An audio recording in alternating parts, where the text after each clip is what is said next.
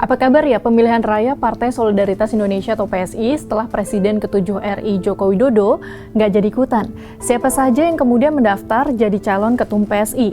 Bagaimana peluang anak bungsu Jokowi, Kaisang Pangarep, yang ikut mendaftar menjadi calon ketum PSI? Dan pertanyaan ujungnya, akankah PSI berhasil masuk parlemen nantinya?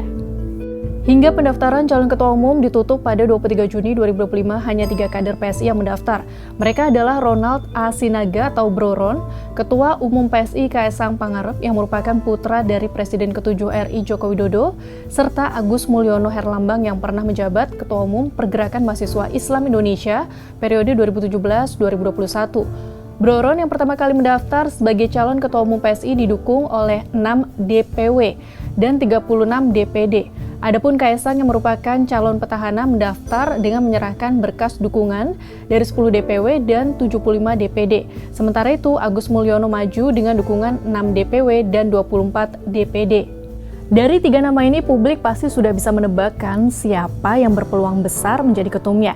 Ya, pastinya Kaisang. Hal ini pun diamini oleh Direktur Eksekutif Parameter Politik Indonesia, Adi Praetno. Adi menyebutkan Kaisang sangat besar dibandingkan 2 kandidat lain karena sudah melekat sebagai figur sentral PSI sejak awal kepemimpinannya. Ia bahkan mengatakan hakul yakin 100% yang terpilih adalah Kaisang, sebab penerimaan kader terhadap Kaisang begitu terbuka dan menyeluruh. Sosok Kaisang dianggap sebagai perpanjangan dari figur politik yang selama ini lekat dengan identitas PSI, yakni Jokowi. Menurut Adi, proses pemilihan ketua umum secara one man one vote tidak akan banyak memengaruhi hasil akhir. Kendati tampak terbuka, arah dukungan internal PSI sebenarnya sudah jelas. Nama-nama pesaing seperti Ronald Sinaga dan Agus Herlambang disebut hanya untuk mempermanis dinamika politik internal PSI. Kesan mempermanis dan formalitas pemilihan ketum dibantah oleh kader PSI Ade Armando yang menegaskan bahwa kompetisi tetap berlangsung terbuka dan serius, termasuk dari kandidat lain seperti Ronald Sinaga. Ade bahkan menyatakan dukungan penuh terhadap Ronald yang ia nilai maju dengan kesungguhan.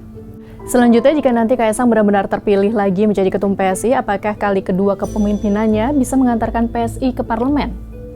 Adi memprediksi jika kemenangan Kaisang dalam Kopi Darat Nasional atau Kopdarnas PSI tidak serta-merta menjamin partai akan berhasil menembus parlemen. Menurut Adi, ada tantangan besar dalam membangun kerja politik yang efektif jelang pemilu 2029. Ia menekankan bahwa status Kaisang sebagai ketua umum dan simbol Jokowi belum cukup sebagai modal elektoral. PSI gagal masuk parlemen pada 2024 meskipun Kaisang sudah menjadi ketua umum. Hal itu menjadi pelajaran penting bahwa figur saja tak cukup tanpa konsolidasi yang kuat. Namun perubahan ambang batas parlemen bisa jadi peluang bagi PSI. Tetapi keberhasilan lagi-lagi akan tetap ditentukan oleh strategi jaringan dan kerja lapang yang konsisten.